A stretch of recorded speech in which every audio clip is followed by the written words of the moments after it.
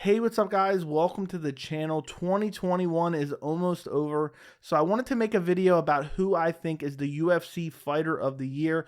We are going to go through every UFC champion on the roster. I'm going to kind of recap what they did this year, and then at the end of the video, I'm going to give you a list of potential fighters of the year, and then I'm going to give you my pick for fighter of the year. So first off, you have Brandon Moreno. He is the flyweight champion, but he only fought once this year. It was an amazing performance where a lot of people doubted him against Deiveson Figueiredo. He comes out there and submits him via rear naked choke to claim the flyweight title. And I personally picked against him, which is just crazy. He is scheduled to have the trilogy with Deiveson Figueiredo in January at UFC 270, but only had that one fight this year at UFC 263. Moving on to the bantamweight division, Aljamain Sterling only had one fight this year as well, and that was him claiming the belt off a DQ. Petr Yan, we all know the story. Petr Yan was winning the fight. The fourth round, he throws an illegal knee to a downed opponent, which is Aljamain Sterling. Aljamain Sterling is hurt by the knee or whatever you want to say. You know, he was acting or whatever. Unfortunately, the fight ends in a DQ, and Aljamain Sterling claims the bantamweight title. This fight was supposed to be rematched at UFC 267. Unfortunately, that did not happen, but it should be happening in early 2022. So Aljamain Sterling only has the one fight, and it's a win, but most people really look at it as a loss. Moving on to the featherweight champion, also only has one fight in 2021. It is crazy when you look back, and there are so many champions. There's a lot of new champions this year, but there's just so many champions that only fought once in 2021. Alexander Volkanovski defended his belt at UFC 266 against Brian Ortega. Super fun fight. I thought it was a fairly dominant performance by Alexander Volkanovski. Other than a couple close submission attempts by Brian Ortega, Volkanovski pretty much dominated the fight. It was a great fight. I loved it. It wasn't that long ago, honestly. It was in September, I believe. But again, only one title defense in 2021. Moving on to lightweight, you have Charles Oliveira, who claimed the vacant lightweight title at UFC 262 after Khabib Nurmagomedov vacated the belt. He defeated Michael Chandler, and I've talked about this fight so much, but what an amazing fight. He got dominated for the majority of the first round, almost finished. Then he comes back and stops Michael Chandler in the second round, like 30 seconds in, KOs him. Beautiful performance by Charles Oliveira. And this is the first champion, you know, even though he wasn't champion when he fought Chandler, but this is the first champion that we have that fought twice this year, even though technically he wasn't a champion when he fought Chandler. He fights Dustin Poirier at UFC 269. Amazing fight. He submits Dustin Poirier by rear naked choke. And Dustin Poirier, a lot of people favored him to win that fight. A lot of people were very high on Dustin Poirier. Charles Oliveira goes out there and submits him, and it was an amazing performance and an amazing year for Charles Oliveira in 2021. Moving on to welterweight, Kamaru Usman had one of the best years. Defeats Gilbert Burns, TKOs him. I believe that was in February of this year. Then goes on to brutally knock out Jorge Masvidal in a rematch at UFC 261. Nobody saw that coming. Huge right hand. Drops Jorge, follows up with ground and pound strikes, and knocks him out. Beautiful win for Kamar Usman. Then he goes on to give Colby Covington a rematch and beats Colby Covington. I know there's a little bit of controversy surrounding that fight, but Kamar Usman, I thought, won that fight. I never even thought that people would speculate that Colby won that fight. It was a very competitive fight, but I thought Kamar Usman won it handily. And 3 title defenses in 2021 for Kamar Usman. Moving on to Israel Adesanya, he was 1-1 in 2021. He lost to Jan Blachowicz. He tried to move up and take that 205-pound belt.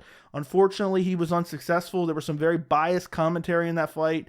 I actually picked Jan Blachowicz to win this fight, and I thought he won it pretty dominantly. He was winning on the feet. He won in the grappling exchanges, was able to take Adesanya down and control him.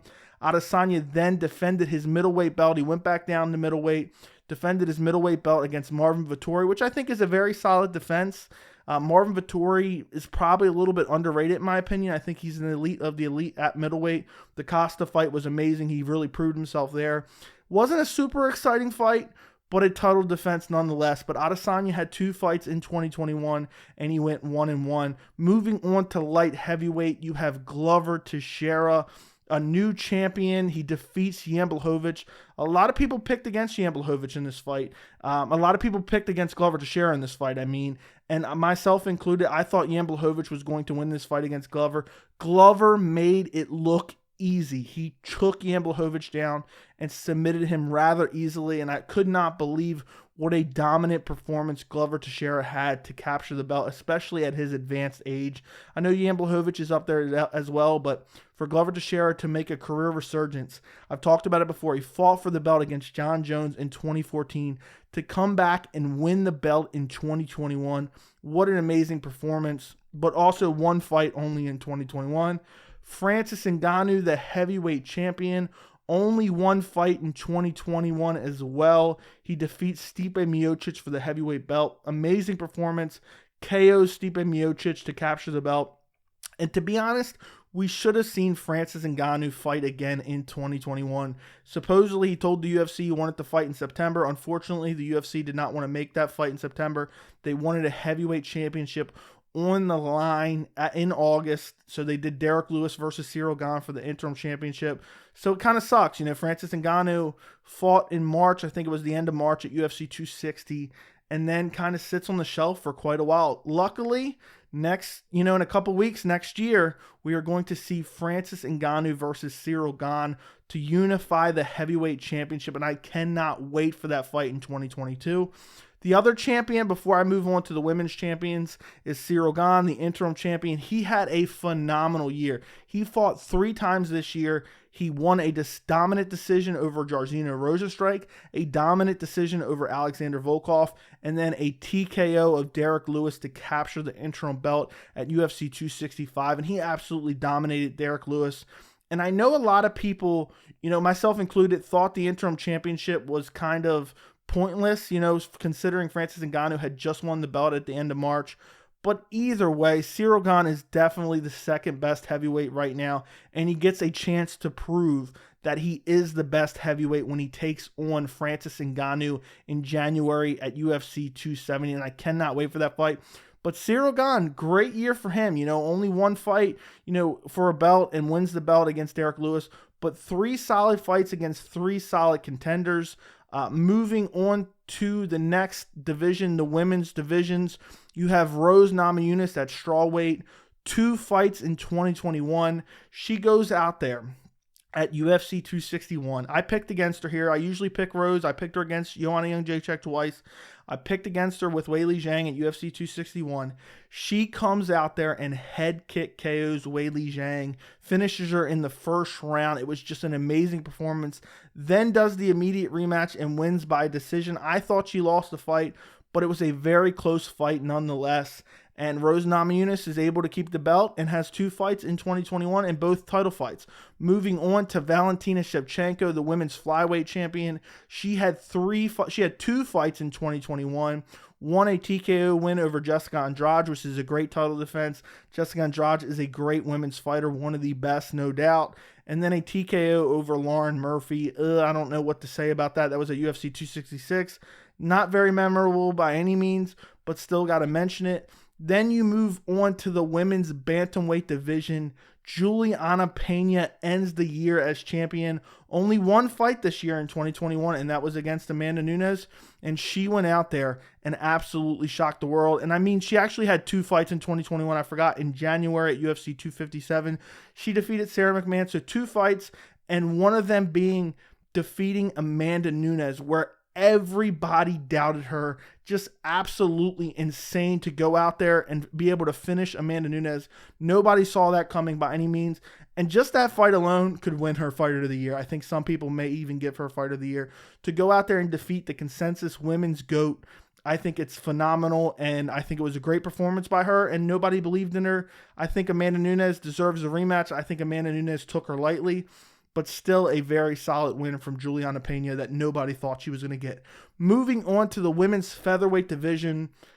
You guys know how I feel about the women's featherweight division. It basically doesn't exist at all.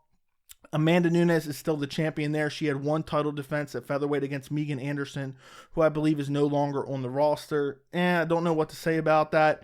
Not all that super impressive. I expected her to do that, and then goes on to lose to Julianna Peña at bantamweight. So let's move on and I'll give you guys my potential options. And I'm going to go in no specific order of who I think really should be considered to be fighter of the year for the UFC in 2021. And I really narrowed it down to 4 options.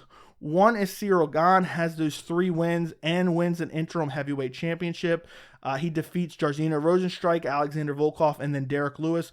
All dominant performance. I think he should be considered. Rose Namajunas with her 2 wins over Weili Zhang, one being the first round head kick KO.